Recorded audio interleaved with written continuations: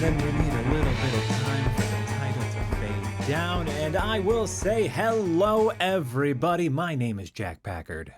I'm Darren Mooney. And I'm Maggie Iken, back again. You did it! Yay! This week we'll be talking about Warner Brothers throwing in the towel, crying uncle, failing their Constitution save, and releasing all of their 2021 movies simultaneously via HBO Max. Then we'll be talking about two mix-em-up movies, a teen coming-of-age rom-com by way of slasher in 2020's Freaky, and a family Christmas that features a creature in 2015's Krampus. I feel like that link is tenuous at best, but it gets us there. I'll allow it. It's two movies that that try to mash up genres, and I like it. I'm sorry, I didn't mean to Krampus your style there. Fuck, Darren. Too good. But in any case, hello and welcome. This is the Escapist Movie Podcast.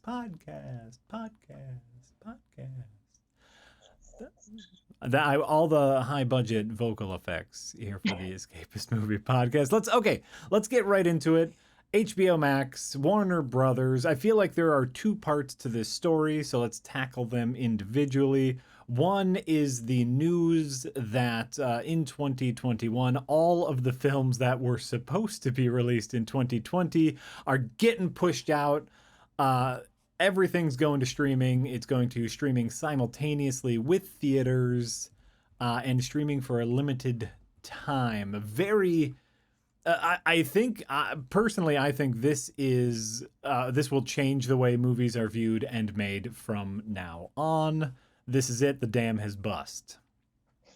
Yeah, that's it. There's really no going back from this. And it's particularly notable that Warner Brothers basically, there was no trial period. There was no, we're going to take it as we go. There's no, okay, well, we're going to figure that there'll be a vaccine rollout around about July. Let's pause in March at the end of the first quarter, see how this has worked from us, and then consider the action going forward. It was like, no, every movie in 2021 is going to go directly to streaming, including Dune, which is releasing at Christmas 2021.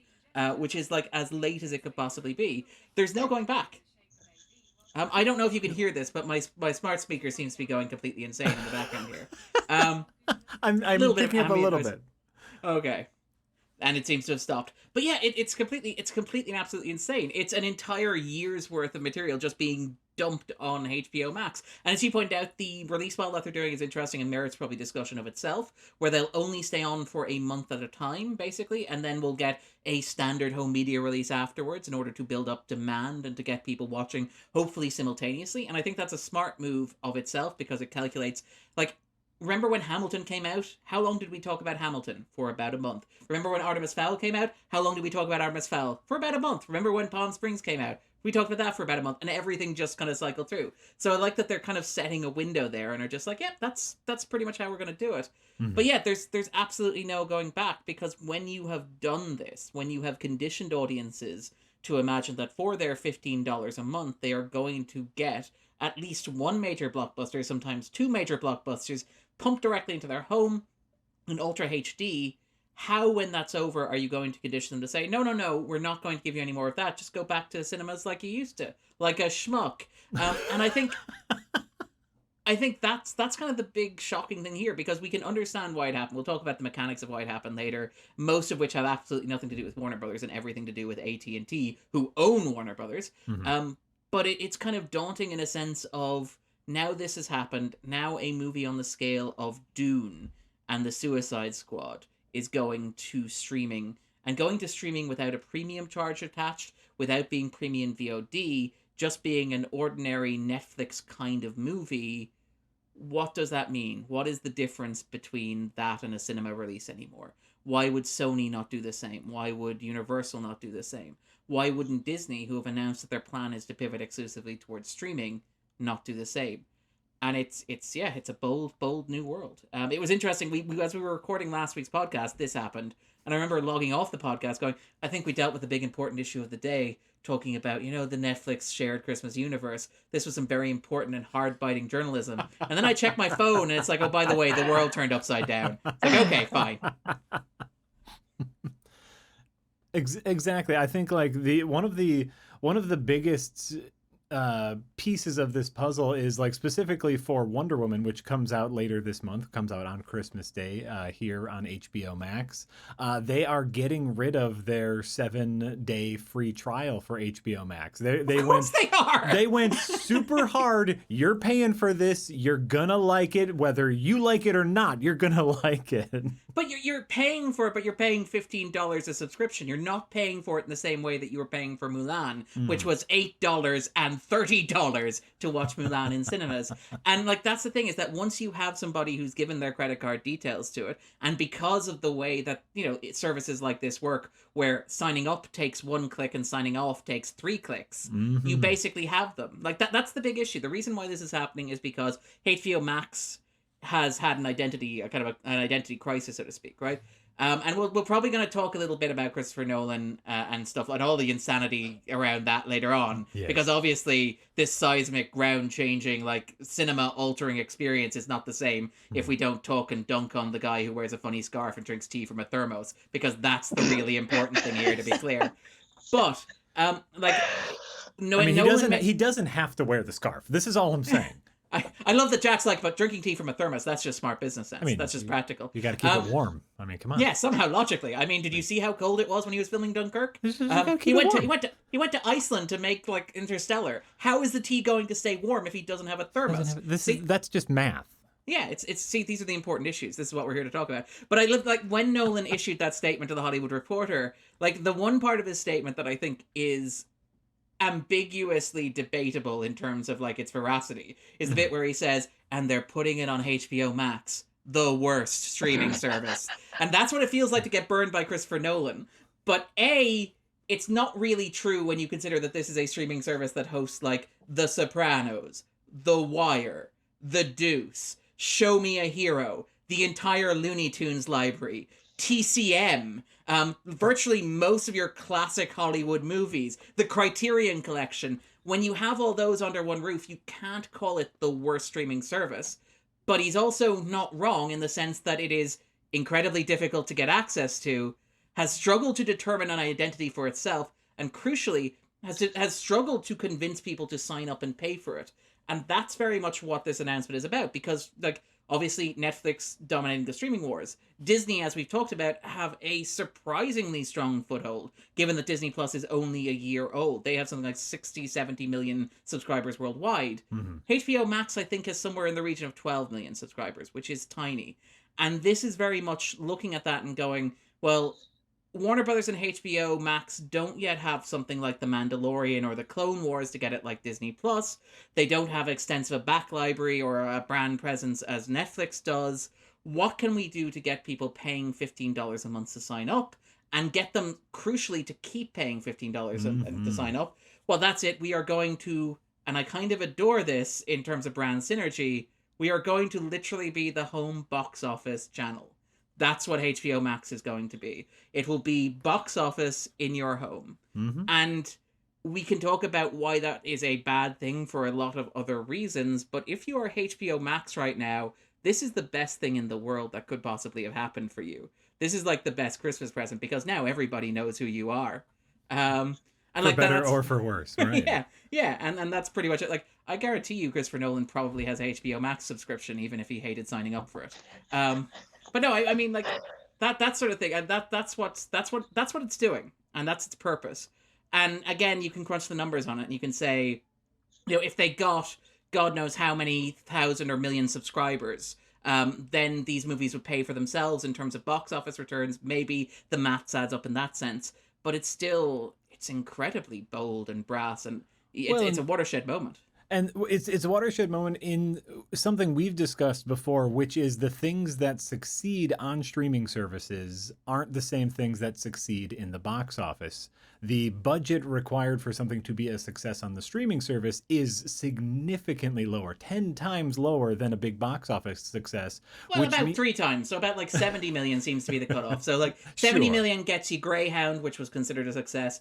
It gets you Hamilton, which was considered a success. Like 70 million seems to be the cutoff point. And so, these like, cost more than 70 million. for me, like, thinking down the line, if this move is successful, which I believe it is, because people, they like easy. If something is easier, they will take that over quality every single time.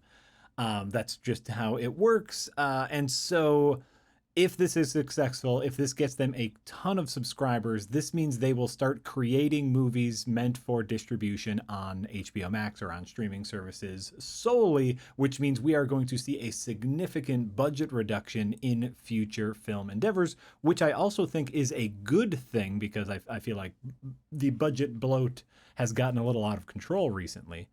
And so, like, this is not only changing how we're watching movies, this will change how we make movies as well. Just a quick counterpoint on that. I do agree that we need to scale budgets down. And in fact, actually, the studios are largely fucked during the pandemic because they killed the mid-budget adult movie. If they had a bunch of movies that cost $70 million to make, they could release them on streaming, without worrying in any way, shape, or form about making the money back. It wouldn't be a massive box office boon, but it would keep them tipping over. The only problem is because these movies cost like $200 million to make, they can't do that. What I will say, though, is my big fear isn't that we'll get those movies back. I don't think we'll get those mid-budget adult $70 million movies back. I would love to see more movies like, say, to pick an example, David Fincher's The Girl with the Dragon Dead 2, which cost $90 million, or The Wolf of Wall Street from Martin Scorsese, which cost $70 million, or Django Unchained from Quentin Tarantino, which costs, again, $70 million. All of which, by the way, massive Christmas blockbusters. I love that. I love that those were like the big Christmas blockbusters of 2011, 2012, and 2013. But I don't think we'll see that. I think what you'll start seeing is what Netflix do, which is movies that look like this but are cheaper.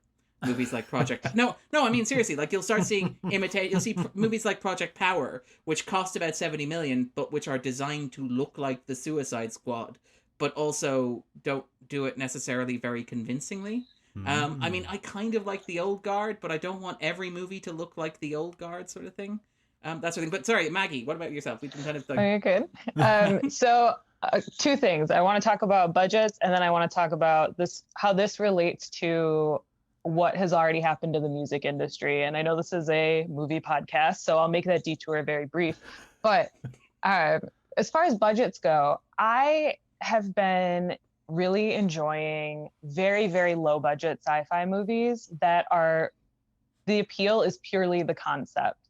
Honestly, a lot of these movies have people who can't act. I don't even think they're actual actors. I think they're like involved in production, and they're like, okay, to cut costs, we're going to have you in front of the camera. And honestly, I don't care, because I'm watching it for the concept that I haven't seen before. Like, when you watch so many movies, a lot of it gets repetitive, and like, not to shit on major movie stars, but they get paid a little too much for what they do. You can be the best actor in the world, but like, you get paid a lot to do a good job. Same thing with professional athletes. Like, I could talk about this a lot. Actors get paid a lot because of the box office that their name will bring in, which will no longer matter. Never exists, yeah. Right. Yeah. So there's a couple of things lumped into there. I think we should be decreasing budgets for movies, because I think that we can do more with less in that regard. I know not everybody is going to agree with me on seeing subpar acting performances as long as everything else is there. I know that that's something specific to me. But like you brought up, we can make things that look more expensive than they are. And I think that that's important to recognize. On the other hand, with this music industry comparison, we just had everybody's Spotify Wrapped fiascos happening, where you have everybody sharing, and then all of the creators complaining about how this is screwing them over, et cetera, et cetera. But like the decimation of the music industry has been going on for decades now, and we're finally starting to see it escalate in the movie industry as well. Whereas once we had, Napster and all that fun stuff come in, you saw an initial pushback, but it wasn't ultimately successful in getting rid of downloading. And we're not going to get rid of streaming in this regard either. So it's something where, whether you like it or not, you're gonna have to figure out how to play the game.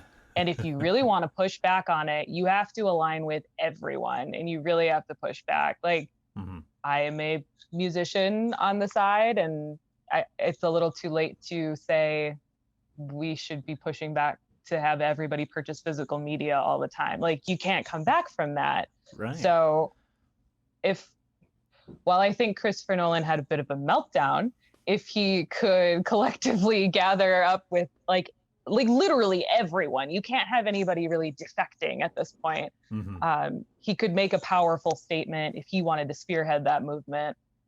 You could say you catch more flies with however that saying goes, and I think he's already screwed that up. But that's but I think my thoughts on that. I think that's a really good analogy, though, and like the music industry was both ruined and then saved by streaming because Napster ruined everything, but then iTunes came along where you could pay for downloads.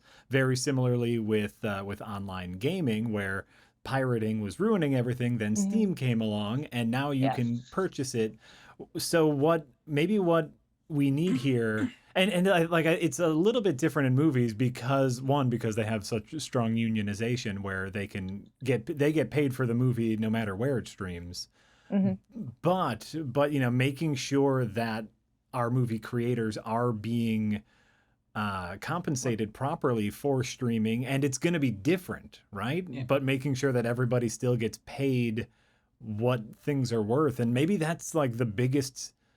I'm talking myself into a corner here because maybe that's the biggest like reveal of all of this streaming of downloading stuff is like what we think a movie or a song or a game is worth is fluctuating and changes over time. It is. I mean, I would be a little bit wary of that because, again, like Maggie mentioned, the thing is, like, you look at Spotify and you ask artists how much they make off streaming, and the amount of like streams that they generate to the amount of money they get out the other end of it is minimal. It's absolutely nothing, like, compared to actually buying a physical disc. I think Richard Newbury maybe made the point, like, when you're going digital, ask musicians how it felt to, like, get your first royalty check from Spotify, and it was 5 cents, because that's the future. And I mean, like, and again, like, I think Maggie's entirely right. Like, a lot of people in the movie industry are relatively overpaid relative to the amount of work they do. That's not a radical statement, and I'm not going. not everyone. No, I know that there are a lot of people who aren't overpaid. Yeah. Oh no, I know, but a lot of the frontline people, a lot of the people are going to attract attention for this. Like, notably, Gal Gadot, for example, like, has got into a very public argument with Warner Brothers about being compensated for Wonder Woman 1984, much like she would have been had it been a theatrical release, for example. And I'm fairly sure, like, Gal Gadot is probably okay. What I'm more concerned about is, and Jack mentioned this when he talked about video game streaming. In video games, there's the crunch culture, basically. The idea that you get the project done on time and on budget no matter what, and that involves you staying up all night and coding until your eyes are basically bleeding. Then that's what it takes, and you do it again and again and again because that's where the money is. And, like, I mean, I don't think that we're going to end up with a situation where, Tom Hanks stumbles out of his trailer at 4 a.m. in the morning in order to film a new movie for Apple TV Plus, and they have to, like, point him in the right direction and tell him to act harder. What you're going to see is it's exactly what Maggie said. It's the people at the margins and at the edge. It's the special effects artists who are a major and integral part of blockbusters already. In that, like, the modern blockbuster boom largely happened because of innovations in special effects technology. The superhero boom arguably only happened because we actually reached a point where we could show them on screen without them looking like Christopher Reeve being hung in front of a green screen.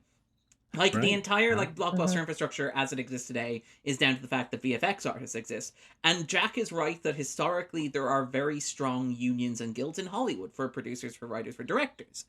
When you talk to people who... But not for CGI artists. Yes, right. yes.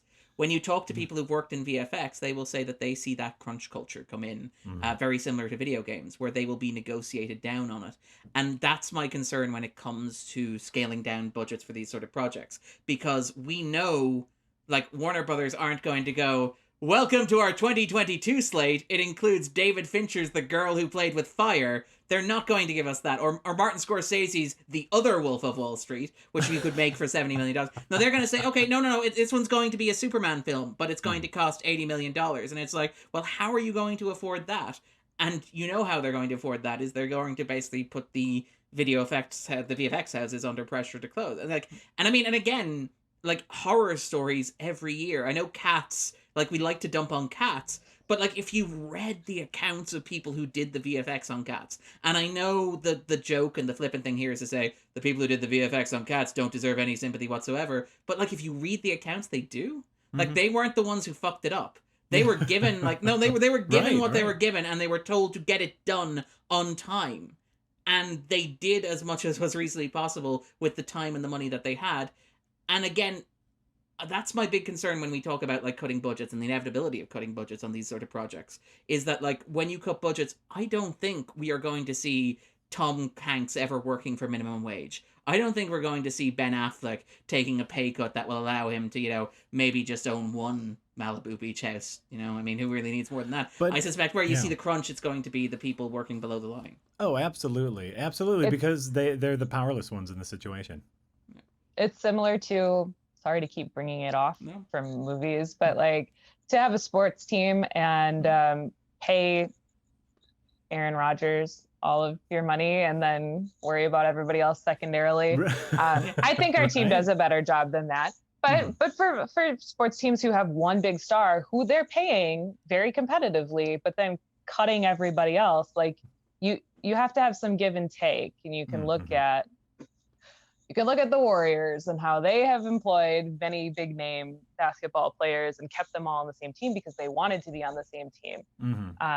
Granted, I don't actually know what's going on with them right now, so maybe not the best comparison, but, like, you can't, there were people on that team, Kevin Durant, for example, who took pay cuts so that they could be on a winning team. And we just have to hope that in the movie realm, the big stars, which, like you guys are saying, probably aren't going to be taking these pay cuts so that everybody can live in, like, a happier filmmaking existence. And perfect world, that would happen and we'd be able to figure it out.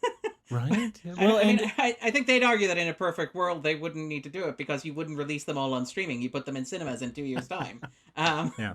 Well, and to be fair to big Hollywood stars who get a bad rap, we're being very mean to big Hollywood stars.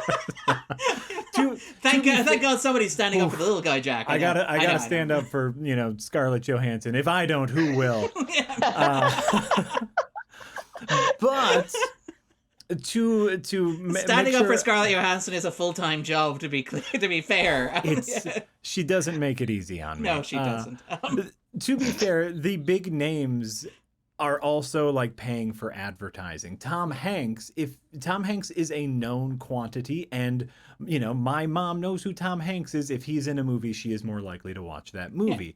And so, like, obviously they make way too much money. They need to bring that down, but they also need to be compensated for the celebrity that is part of the advertisement spiel, right? It is worth noting, actually, we should probably talk at the other end, because we have been focused on the idea of kind of like the low rent, below the line talent. It's worth talking about this in a bigger and grander sense, because the suggestion is, and obviously all of this is gossip and scuttlebutt, and we love this. I love when Hollywood types gossip behind each other's back. But I like gossip in general. I mean, it's kind of cool. But, like, one of the things about this deal or suggestion that's been coming through is, first of all, the idea that nobody knew ahead of time. Many of the directors only found out, if only half an hour beforehand. Legendary Pictures, I think, had an hour to get a lawsuit together before the announcement went public, which is quite impressive. And it's been suggested that, like, one of the things is that the actual creative studio executives at Warner Brothers, including people like Toby Emmerich, who nominally run the company, they were not party to the decision being made and were very much put in the position of talking down talent. There are stories about like John M. Chu, the guy who directed Crazy Rich Asians and who directed In the Heights, which is a movie directly affected by this, having to be soothed by the head of the studio. In order to like calm him down after this had come through. And you know, we joked beforehand about people calling Warner Brothers former brothers. Am I right? Yeah. But it's not that clever. I'm sorry. It's just not that clever. I mean, look, it was very quick. They didn't really get a lot of notice or forewarning on this. It's like when you got to come up with a sassy retort, you do what comes first to mind. But the suggestion is that this didn't come from Warner Brothers Executive Board. It came from AT&T, who own Warner Brothers as of buying it last year. And this is, again, very important because it's a major refactoring of the entire movie industry. And we talked about this before when we talked about streaming. The idea of streaming for a company like Disney is that you get all of your stuff in-house.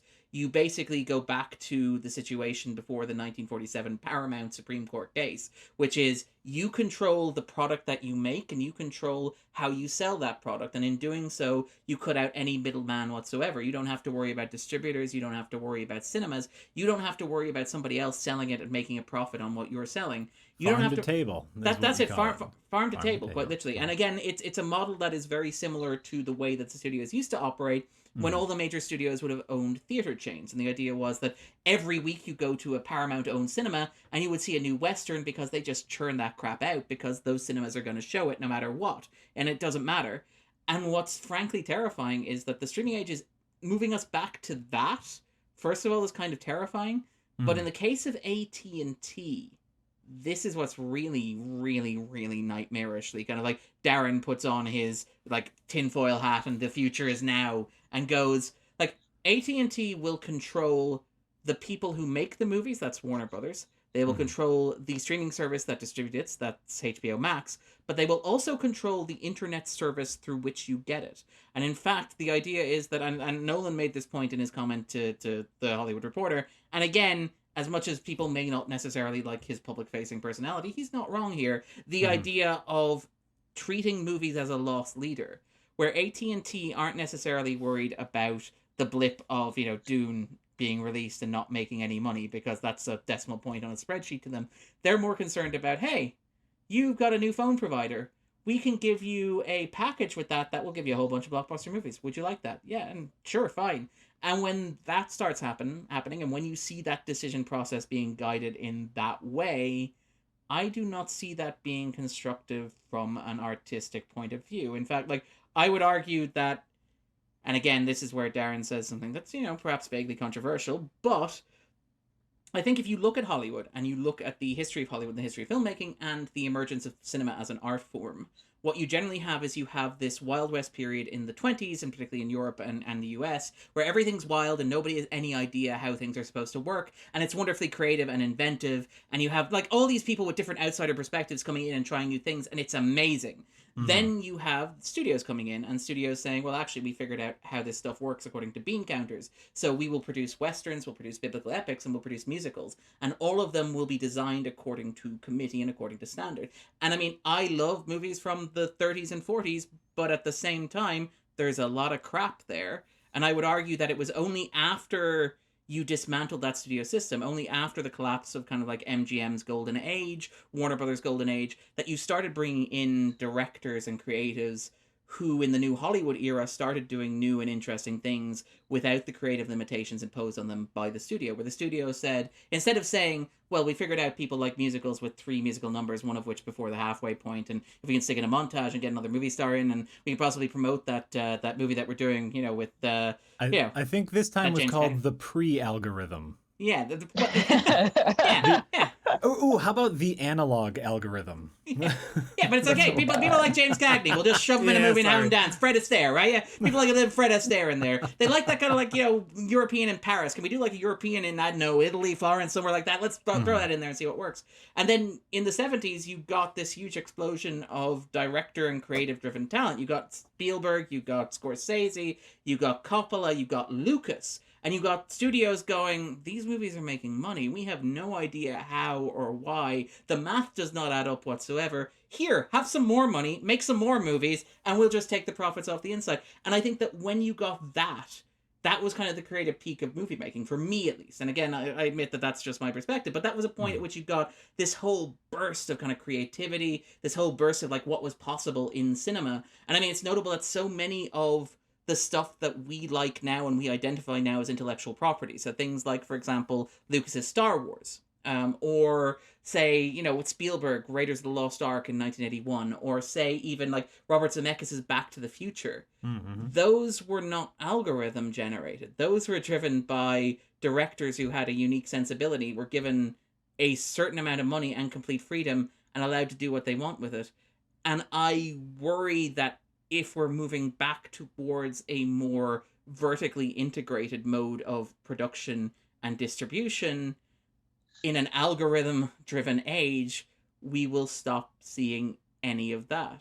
That terrifies me, quite frankly. And I know that all the other stuff should terrify. I should be terrified about monopolies. I should be terrified about. I am terrified about COVID, but I should be more terrified about COVID. I should be terrified. I should be terrified at the idea that, oh my God, these people work so hard in the movie. It should be seen on the big screen. But from a personal level, I'm also just terrified at the idea that we are going to lose the way in which we've arguably been making movies since the 70s, which has been sort of like slowly dropping down a cliff, but is now about to plummet over the edge. That's... Well, and we have... Oh, go ahead, Maggie.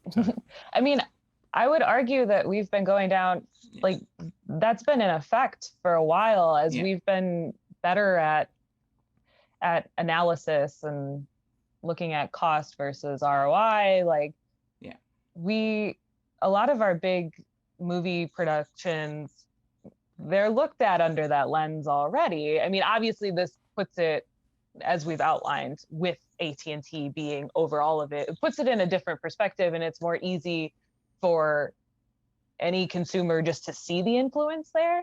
But pretty much anything that's being made by a large production house, like, they have to get the go-ahead here. And I think that a lot of these filmmakers would be making far different films if it was just, here, we'll give you whatever you want and just make whatever you want, and we don't care if it makes money. So. Or here, we'll give you a reasonable amount of money, go make what you want and make us some money off the back end, as opposed to, we have a list of things we'd like you to make. What I will say on that very quickly, actually, and this is the thing with Nolan, and again, I know that Nolan makes it very easy to dislike him based on his public statements, but what I think is worth noting about Nolan is that he is the only director to have made a live action, non-pre-existing intellectual property-based blockbuster that earned more than $800 million at the worldwide box office since James Cameron's Avatar.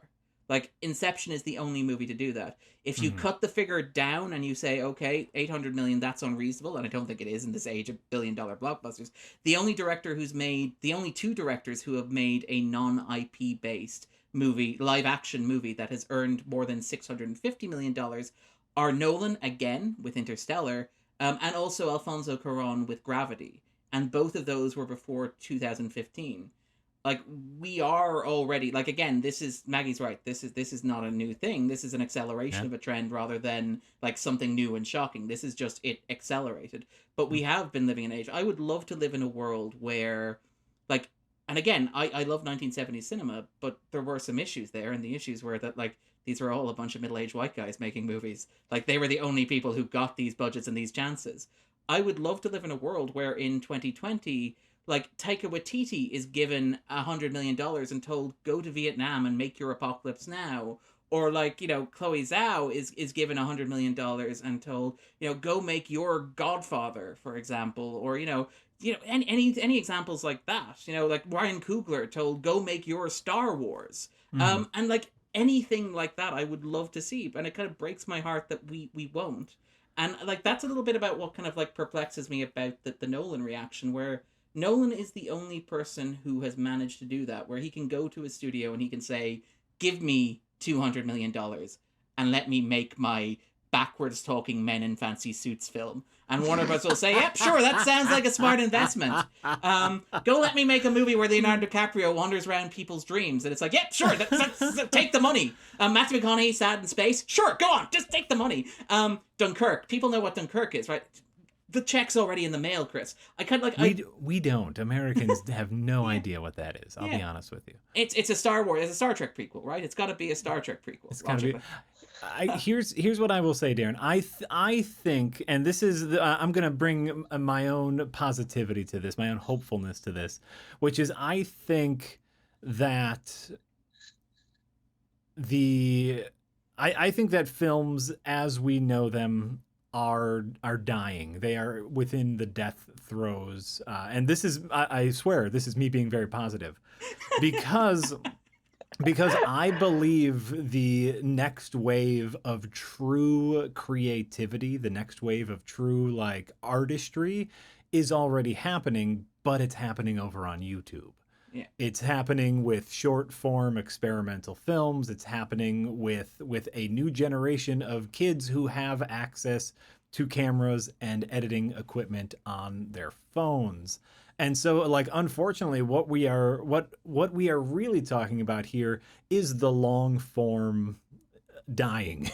and I like, you know, I spend a lot of time on YouTube. I love it. I love what the kids are doing. It's crazy. We are the coolest grandpas. I swear. No. Oh, I get, you know, you ever watch those videos where it's like the same person and then they film themselves from different angles, but on this angle, they're wearing a hat and they're talking to themselves like, oh, that's brilliant. That's brilliant. Cause why? They don't got a crew. They just got themselves. I love it.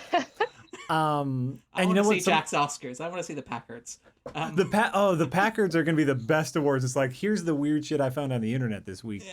Yeah. And so it's like, to me, what we're really arguing about here is like the final throes of the art form of cinema. And, you know, like part of me is okay with that. We've reached the point. We got it. We got enough. I think we're fine. Movies had a pretty good run, eh? Jack's there at the eulogy for cinema going, it was a pretty good run, right? We all like Godfather 1 and 2, right? A lot of good stuff there. A lot of good stuff there. What I will say very briefly that is I am actually, ironically, I am somewhat less negative than you are, despite having just been, cinema's dead, it will never be what it once was. That was a very positive thing. There's creativity everywhere. I know, but I would actually make the broader point that cinema is dying and has always been dying and it will inevitably survive in some form. I don't think cinema's dead. As much as, you know, as much as I think you make a valid point that Jeffrey Katzenberg and Quibi were just ahead of their time and misunderstood geniuses in the context of 2020. And like, we'll look back on Quibi and we'll say, damn, we got that one wrong, world, didn't we? But I do think, though, that like, to bring it back, I think movies are always dying and they're always changing. And, you know, there's a tendency as people who are attached to particular versions of movies, I say, having just ranted about how much I love New Hollywood. But like we are attached to particular versions of the studio system, particularly the ones that we grew up with. People tend to have a lot of nostalgia for movies like 90s blockbusters directed by Tony Scott, which are amazing, but simply could not exist anymore. And I think there's a tendency to be overly negative, to assume that because movies aren't necessarily made the way that you prefer them being made or the way that they used to be, that somehow they are inherently worse or awful or the art form is dead. While I am negative and while I do tend to think that this is not a good move in many, many, many ways, I do think that something will eventually come of this that will be great. And I think you're right. Like, and I don't think we even have to go to YouTube to point. I think that like you look at things like say Steven Soderbergh making movies with an iPhone, for example. You have like the guy who made Tangerine and the Florida Project, Sean. I can't remember his surname actually. I don't think it was Sean Durkin. Sean Durkin made The Nest. But those directors basically who are working in those fields and making indie films, stuff like say Barry Jenkins working outside the studio system making stuff like Moonlight. I think those directors are vibrant, and I think that side of the industry has never been more vibrant than it ever has been before. And I think that's great and worth celebrating. And I can imagine that in a couple of years something interesting will come. I do think though that I think blockbuster filmmaking is going to be very, very, very different. And I would be lying if I said I wasn't anxious about that. I think that is as good a wrap-up as we're going to get. There's a bit of hope, but mostly despair, because, you know, everything is going to change, and we're old now, so we can't enjoy it. So let's... Perfect. I don't know why I got so dark there, but hey, it's just that time of year, I guess. I feel like the next segment should begin with Jack from a different angle wearing a hat. I'm telling you, these kids on the Love it. TikToks, they got they're, it. They're great. Like They're great. I love the Twitter videos, and we joke, but there is an artistry to it. Like again, Really like the storytelling in TikTok, or if you want to go back to things like Vine, like Mm-hmm. learning an art form where you have to tell what is effectively a story in 30 seconds is amazing. It requires an incredible amount of literacy on your part, but also an understanding of how your audiences read and process imagery. It is dazzling. Like again, this is not like, I'm not being cynical. I'm not an old man shaking my fist at the sky. I think it's wonderful. Like I do think it's wonderful. I do. Yeah. I really do. Let's talk about another wonderful thing, at least in my opinion. Let's move on to Freaky. I would have loved to watch this in October. Thanks, Freaky, releasing it in December. Weird. Well, to be fair, it was always going to release November, Friday the 13th. Like, the date was kind of in the title, in that it's Freaky true. Friday, and it's a homage to Friday the 13th. It was always going to be November at the very earliest, to give it some credit. That's fine. Sorry, that was my cutting retort. I just took a stab at it. In any case, we're talking about Freaky, the mix-up movie that is half teen coming-of-age rom-com and half slasher movie. I watched this right after watching Krampus, which is another mix-up movie. And, it's weird because these are two very different notes that Freaky is trying to hit here. Like the slasher movie, the teen, the homely girl's actually pretty hot. Kind of, she's all that. Even though she's never very homely at all. That's how those movies work, though, right? But she wears glasses, right? She wears glasses. Therefore, she's not hot. Right? That's and a wearing trendy sweater dress. She was wearing an old dress. Now she's wearing a leather jacket. Yeah. Boom! I love it. I love those movies. So like it starts hitting two very disparate notes, but I feel manages to bring them together in a goofy little movie, and I quite enjoyed it. Yeah, it's fascinating. It's from director Christopher Landon, who is probably best known for doing Happy Death Day and its sequel, Happy Death Day to You.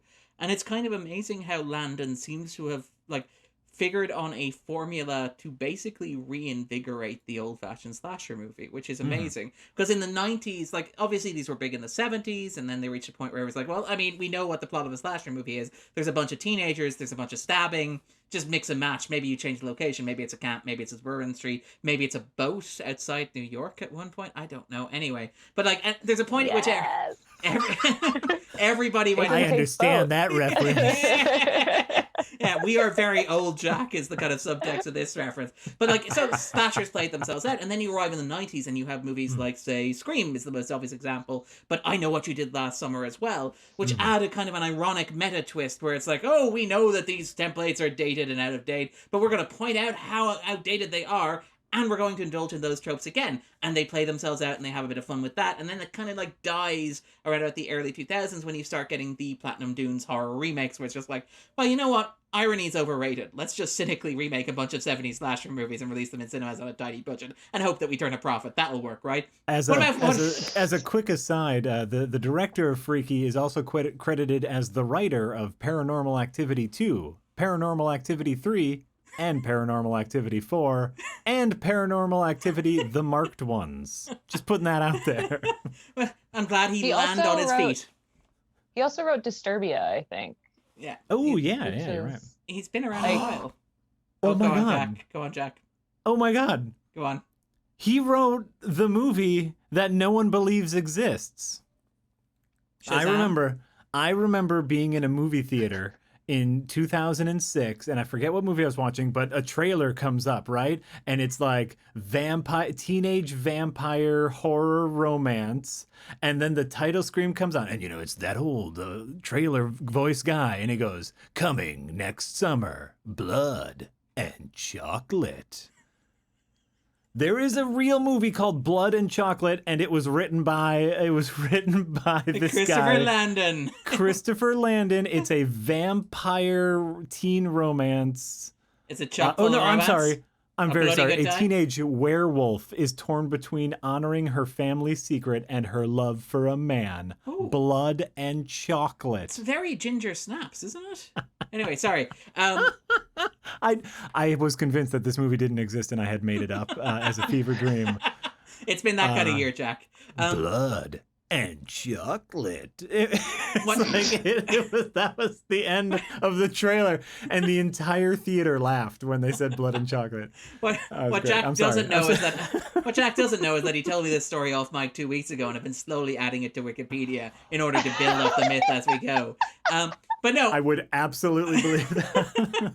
But I think that it's notable that Landon has figured out, which is kind of ingenious, is that okay, fine, the ironic phase of slashers kind of petered out. Mm-hmm. What if we combine slasher movies with beloved comedy premises? So I don't know, let's do Scream meets Groundhog Day. That was great. Everyone enjoyed that. Let's do Scream meets Primer as the sequel. And I don't know, let's do Scream meets Freaky Friday as a kind of a chaser on that. And It's amazing how well it works. These are, again, it's like blood and chocolate. Two great tastes that shouldn't taste great together, but apparently do. I'm sorry, you said that wrong there. Blood and chocolate. I love that that's the part you're focusing on, not they taste great separately, but not together. I can never, that announcer voice, that trailer voice for blood and chocolate will never leave my brain. And I forget people's name. I forget my family members' names. And I will never forget the way that announcer said blood and chocolate. I love the idea that he was reading it off a tele, because the way that you do it has that kind of that uplift at the end, so it's like a question. So I like to imagine the guy in the booth, he's cutting 5 or 6 of these trailers in an hour. He doesn't have time to do prep beforehand. He's just reading the scroller. He's like, now it's time for blood and chocolate. That was the best take we had. I gotta go. It's lunch. That's the only take we need. Yes, but you're incredibly correct that Freaky as a slasher movie and as a teen coming of age rom-com are both earnestly made in both of those veins. They're not being cynical about it. They're hitting all the right notes, and at first it doesn't quite work, but it comes together, man. Well, it opens with a discussion about sex and sexuality in slasher movies. It opens with characters talking about how stories what's the name of the town again? The Belleville Butcher, I think Blissville. it is. Blissville Butcher. Blissville, of course. Yeah. How the Blissville Butcher is basically just a story told to scare teens into behaving themselves when they would rather be having sex with one another. And you from that you get a sense, are we going down the Scream path of ironically deconstructing the slasher movie and looking at its misogynistic undertones? And instead what you get is Langdon doing something that is, I would argue, just as smart, which is pointing them out, avoiding them, fixing them in some cases, and just doing a straight slasher anyway. It doesn't deconstruct the slasher, it doesn't reconstruct it doesn't tear it apart. It just understands how the genre works and makes it work in a modern way, which is quite remarkable given the baggage, arguably, that some parts of the slasher come with. This is not at all embarrassed to be what it is, which I adore about it. I think it's a really solid slasher, as the last time I was on here talking about how much I enjoy the genre. And guess what? I don't watch coming of age movies. I don't like feeling that little emotional pit here. I hate that. That's why I watch the slashers, so that I can not feel those emotions that I try to suppress. So this is one way to get me to watch that sort of a movie. And I really did like Happy Death Day. And I think this took more of an emotional approach to it. And I would first and foremost call it a slasher. And I would say it's the most successful in that. But that's because that's what my focus is. That's what I'm there for. And that's what I want to watch. So sure. I was surprised as to how well it just it went with the formulaic slasher while doing some edits. But you don't have to reinvent the wheel. Right. This movie, it's not trying to make something that you've never seen before. It's trying to do something entertaining, and it succeeds in that. To be fair, it does two things that you've seen before, but I don't think I've ever seen them together. That's the amazing thing. Like you said, it doesn't reinvent the slasher wheel, and it also doesn't reinvent the teen romance or whatever, however we want to. What Freaky is that genre Friday, called? coming of age, young adults. She's all that.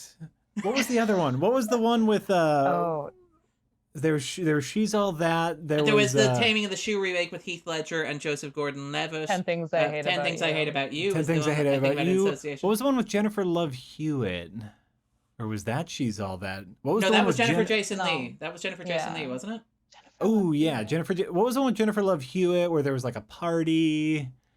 Oh Lord. Heartbreakers, starring Ray Liotta and Sigourney Weaver and Gene Hackman, no. which is a incredibly talented cast for what that movie's doing. Okay, it had a young Seth Green in it. Hold on, I'm looking up. Every movie in the late 90s had a young Seth Green in it. Speaking of movies that we're going to be covering later on as well, we'll also have a CGI Seth Green in them as well. Yes. Oh my God, Seth Green was in Krampus. Yes. That's what we're alluding to. Yeah. As I'm scrolling through his IMDb really quick to find the name of this movie. I love, by the way, the detective work that we do here. It's like, so start Seth Green. Let's narrow it down. Right. Well, I didn't know I was going to be talking about. Oh my God, he is in so many movies. Yeah. Okay, Jack will keep scrolling. Maggie, what did you really love about Freaky? So the things that stand out the most to me are the little nods to 80s films. Like the Park Square. I don't know if this was intentional and if all Park Squares just look like this and I'm just an idiot, but it made me think of Back to the Future, just the way it was all laid out. And the big ol' Heathers nod. Because I love Heathers. And when she's walking up to school, she's wearing the red jacket, she has bright red lipsticks, and they start playing Que Sera Sera. I was like, yes! Yes! Thank you! Like, you are recognizing those who came before you, and I appreciate it. And the casting of Alan Ruck as well from Ferris Bueller's Day Off as, like, the obnoxious teacher, which is also, like, a wonderful touch. I was staring at him for a while. I'm like, that really that's him. That is him. That's good. Cameron. That's Cameron right there. Yeah. Yep. Although now I can't help but think of him as Connor from Succession. And the guy on the bus in Speed, because I finally watched Speed. Speed is great. He's a tourist. Yes. the guy who kills Kirk in Star Trek Generations as well. Alan Ruck, cinema's unsung hero. So yeah, I mean, is that what this movie does particularly well? I mean, maybe not. I really liked it. I like stuff like that. What I think it does particularly well is a lot of the gore. I don't feel like it strayed away from it at all. It didn't show anything too egregious to the point where it would be like, this needs an MA rating. I mean, I don't remember what this was rated. Honestly. No, it was fun gore, is what it wasn't like gushy creep out your exploitation sort of stuff. Yeah, right. No, it was very fun, and you know what? On the gore side, interesting kills. Every kill is a unique kill. The cryogenic freezer, really loved that. That made me think of, we were just talking about Jason X. Remember that kill? That's one of my favorite Friday the 13th kills. And I mean, it's so easy to do gore wrong because we have so much access to different kinds of effects, and some people get overzealous and try to do things that don't actually execute so well. And then like the balance of practical effects and CG can be really overwhelming for some people to narrow it down to what looks good and what is best for their budget. And this, there wasn't a point in time where I was like, I wouldn't have done it that way. Right. You never see like really good. You never see blood splatter 02 from the blood splatter effects that comes with every editor that you see in so many cheap horror movies. Right. I mean, the closest I got was like, this high school has a cryogenic freezer. This seems like the best high school ever. Yeah. But at the same point, like, that made me laugh because that's so absurd. Yeah. So.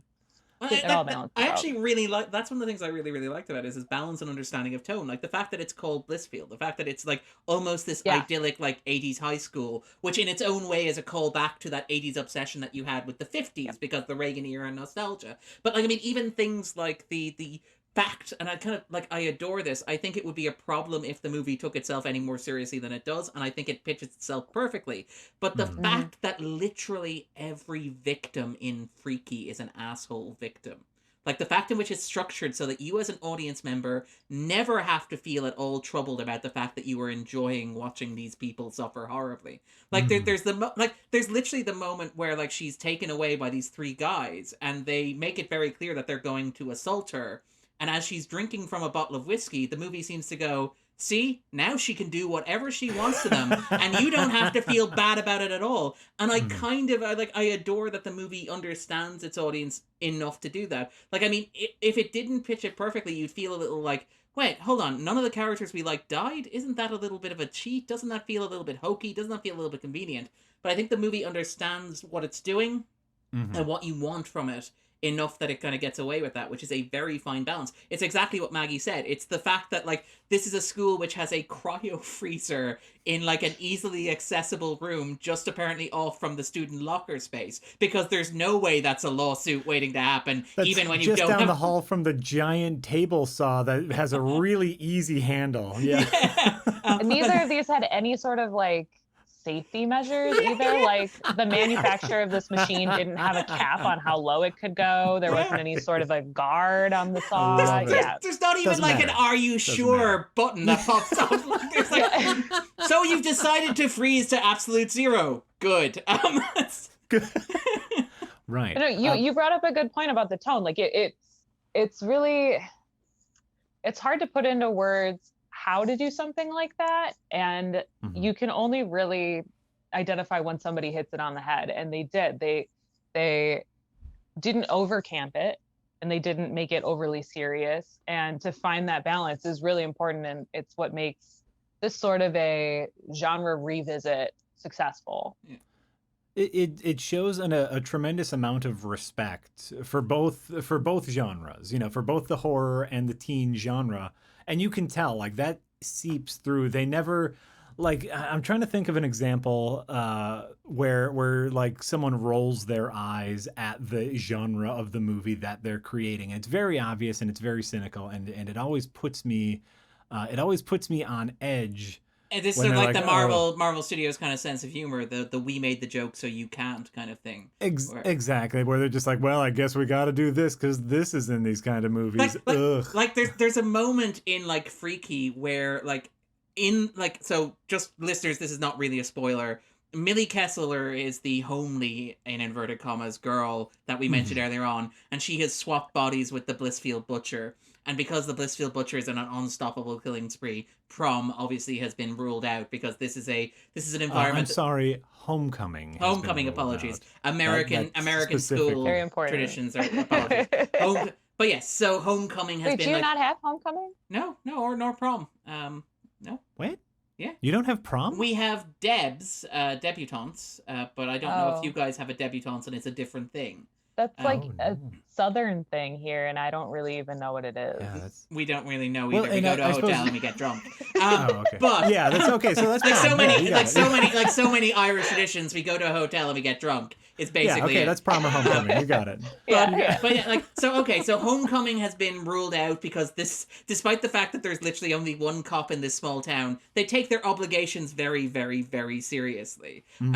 But Millie, in the persona, like the Blissfield Butcher in Millie's body, says, you know what? We could have our own Homecoming in the creepy old abandoned sawmill. And in literally any other modern film, one of the characters would joke, ha ha ha, that's a perfect place for us all to get butchered, isn't it? Wink wink, nudge nudge, because this is a self-aware movie and we have to let the audience know that our characters know how stupid it is that they're doing this. But I love that in Freaky it commits to the bit and all the students are like, that sounds like the best idea ever. Yes. Also, not to derail the conversation, but the movie I was thinking about earlier was Can't Hardly Wait. I'm sure everybody was very upset and typing that in the comments, and I do apologize for my bad memory. But back to Freaky. The other thing that it does a very good job glossing over, obviously, you have an older man's mind in a younger girl's body, and that could lead to some weird, off-putting moments. But they each the Vince Vaughn in the young girl's body and the young girl in Vince Vaughn's body has a quick anatomy joke, and it's off to the races. And I think I was so thankful they didn't do any more of that. I was so worried that that's what's gonna, like, that's what comes to mind when I see these sort of body swap movies. I'm like, oh good, we're gonna have like genitalia jokes for like 15 minutes, and like I'm an adult, like I know what it all looks like. I don't really need to see like these schlocky jokes happening. So I was really happy with how quickly they moved on from that. And the fact that they spent more time on like Vince Vaughn than on like the teenager, which I kind of adored. I kind of love that it's a movie where the teenage girl in the man's body is like, this is, how does this work? Whereas the and again, like, a large part of this is down to the Blissfield Butcher being so archetypal. When he gets into the teenage girl's body, his first thought is, I can brutally murder a whole bunch of teenagers, and that's his sole motivation. That's all that's running through his head. There's no Freudian. There's no Freudian backstory. And I'm really upset because now I'm not as strong as I used to be, so I can't kill people in the ways that I used to. But luckily, I happen to go to the least safety conscious high school in America, so it works itself out. Absolutely. No, and I think that, like, the movie did a fantastic job, like, regardless of genre, of setting up characters. And obviously, like, this is a tight movie. This is a nice, easy 90-minute movie. I don't know if it's exactly 90 minutes, but it's 101. Nice and tight. It's 101. But with credits, that probably comes to about 95. And I suspect we won't talk too much about the ending, but the ending is very interesting because it kind of ends, and then the movie realizes, no, you are a slasher audience. You need a different type of ending. So it doesn't matter that this doesn't make any sense. We're going to give it to you. Which I kind of, liked. I want to talk about the ending. Let's talk about that when we get into Krampus spoilers, because I want to compare and contrast the two endings. So we'll save spoiler talk. But regardless of genre, it does a really good job of establishing characters. And I mention the time because it's a tight movie.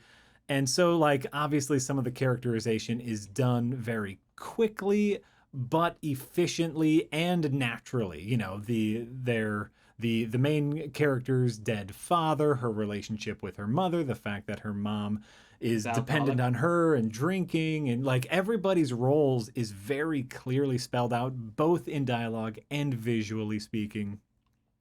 It's an efficiency that you really appreciate, especially like we talk about like the bloated movie very often here, especially with streaming movies, and the efficiency is so welcome. I really liked it. Mom has a drinking problem. She's dependent on her daughter. Her daughter has this. The sister does this. The friends do this. These are their archetypes. Go. Get to the fun stuff. How do we communicate the mother has a drinking problem? We're going to show an insert shot of a bottle of alcohol in the bin. How do we show that her sister's a police officer? She's going to come to breakfast dressed as a police officer. It's very, like, again, it knows that you're not there. Like, you are not there for the devil all the time. You're not there for this kind of gritty melodrama about the workings of this small town American life deconstructed. You want to get to the slasher bit quite quickly. And it's worth singling out here. I think one of the reasons that it gets away with this so much is down to the casting. In particular, the two central performances. I think they're both brilliant at what they do. Vince Vaughn has kind of reinvented himself recently as a semi-serious, gritty, dramatic actor. I'm thinking of movies like, say, Brawl in Cell Block 99, for example, the film where he famously tears apart a car with his own hands.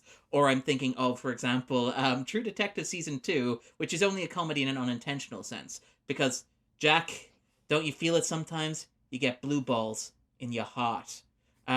Which, again, very few actors could deliver that line with conviction, but Vince Vaughn is one of them. But you forget, because he's been doing that stuff for so long, you forget that Vaughn is very, very good at comedy.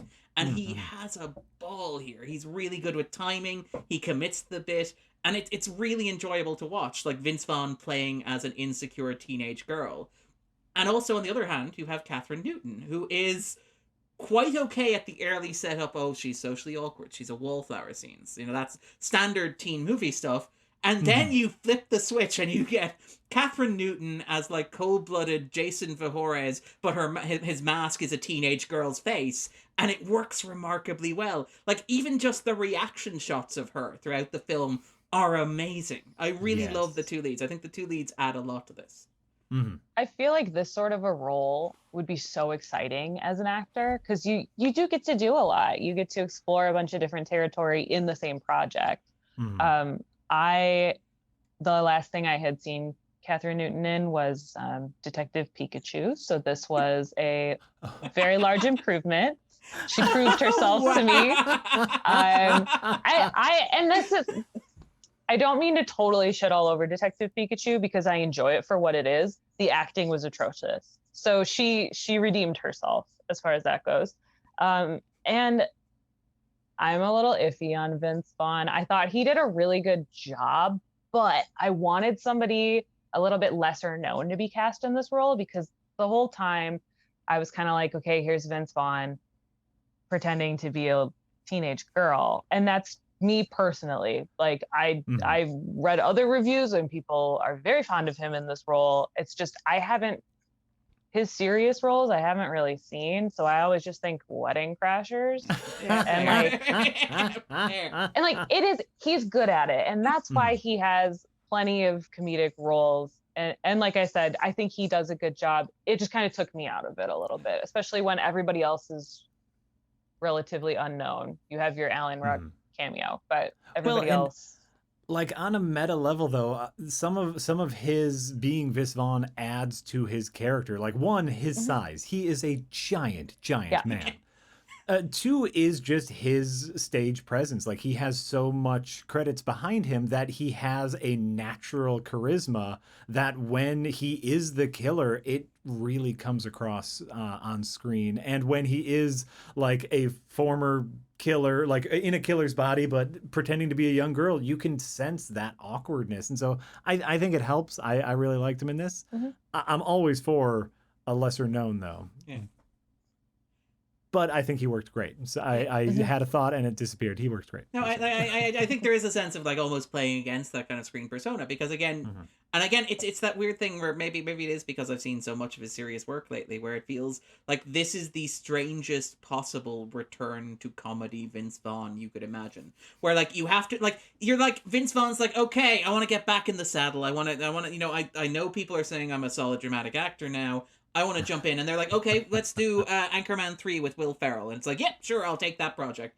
And it's like, no, we got something for you special, Vince. We want you to do a slasher movie. It's like, okay. But it's also a body swap movie. Okay. And you're going to be playing a teenage girl. And it's like, okay. And I kind of... The incongruity of Vince Vaughn. And again, the fact that he has that kind of like stubble on his face. The fact that he looks like he's...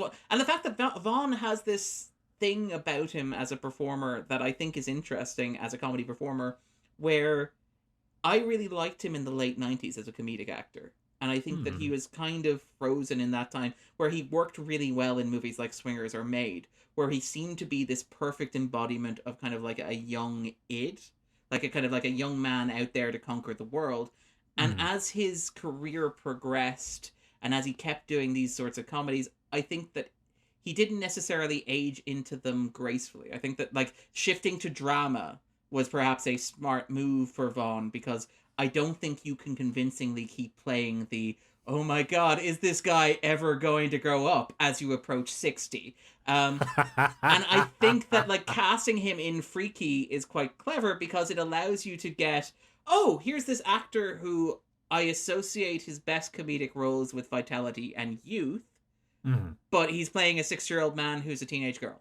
And it's like, okay, that's like the perfectly weird intersection of like how I see Vince Vaughn. And it works. I think it works really well. And he commits. I kind of like his dainty run should be silly, and it should be like, you're trying too hard, Vince. But he commits to it so much. Every time he's running with his hands in the air, and you're like, oh, this is adorable. I really, really like it. And the fact that there's a tenderness to his performance as well, which is quite striking, because you don't normally see Vaughn doing that, because Vaughn's comedic character and even his dramatic characters are always like, girl, look at how manly I am. I'm aloof and I'm disconnected. So to see Vince Vaughn sitting, again, no spoilers, but sitting in the backseat of a car bonding with his teenage crush, and there's like, and like it should be weird on so many levels. Well, but not just that, like they don't play that for yucks. Like I thought they much like how I was so grateful they didn't linger too much on the old man in the young girl's body. Like you have old man Vince Vaughn getting into a tender moment with a teenage boy, his young girl's crush. And you think, oh, this is just going to be played for yucks, but they play it straight and sincerely, and it works. It's tender. You forget that it's Vince Vaughn for a moment. Well, I don't know if I ever forget that it's Vince Vaughn, but I remember being like, he's very big.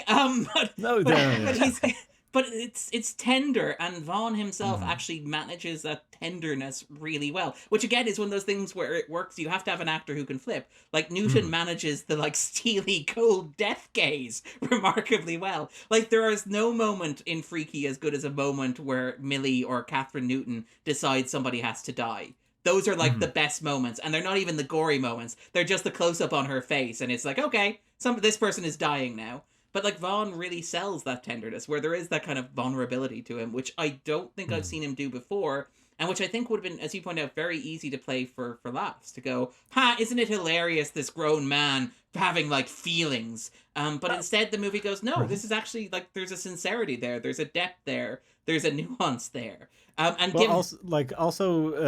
Quick shot. I believe this was his scene partner for that. Was the boy's name Booker?